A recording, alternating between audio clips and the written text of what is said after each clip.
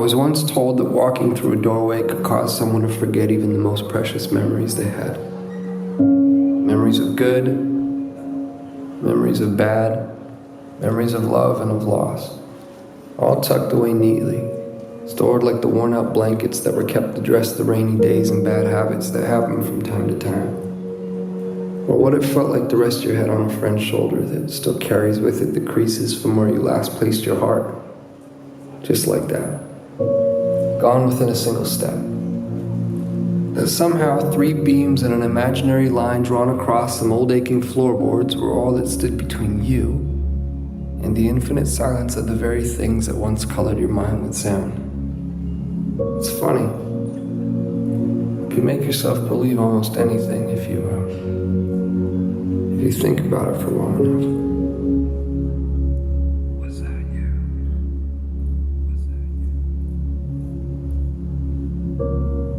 I was once told that the love I felt beating inside my chest was nothing more than my mind playing an unfair trick on my heart. And like a pair of dice dancing along the uneven pavement, their fate, much like yours or mine, had already been decided. That even the cracks that drew their faults between 2 opposing sides could not escape a fate that was always destined to be sealed. To think that someone could actually believe that the swelling tides of my heart were no more than an anxious highway of ins and outs anchoring my imagination to the castles I've been building in the sky. Well, maybe they are the crazy ones. Then again, I have been known to misplace my hope in the way things fall. And if I had to confess, there stands a greater chance that I've all but lost my mind in here. So I suppose it's better off this way.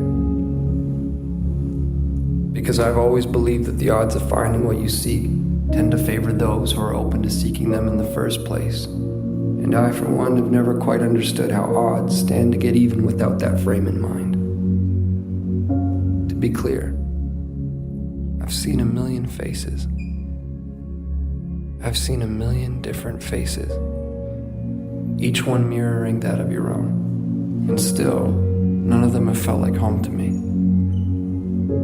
None of them have felt like you. So here we are. And I can vaguely and strangely trace your outline. I can remember what it felt like to hold you. I can remember what it was like to stare blindly into your eyes for what felt like an eternity.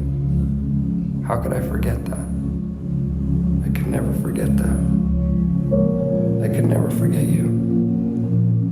No matter how long it takes for my words to make their way through the vastness of this place we've called home, I unto you and you unto me, I say them and will continue to do so, day after day, night after night, never knowing if you'll actually hear them. There's no place for time here, just overlapping moments where I thought I'd found you, where I thought I heard the sound of your breath, where I felt your heart as it waited patiently for mine, retracing the steps that we left in the life before last. Before our eyes closed, before the great divide, before a doorway stood between you and me. As it stands, I found myself in that doorway again, with both feet in and your heart on my sleeve, but I can't bring myself to walk through this time. Not yet, at least. Not until I take one last look and see that it was you, that it was always you. Our hearts strewn across those old fragile floorboards, the silhouettes of each and every one of our memories playing out like a story that we both know we've seen before. I remember now. This was where I first found you. And beyond those closed doors, I will find you again. Our love. I will find you again.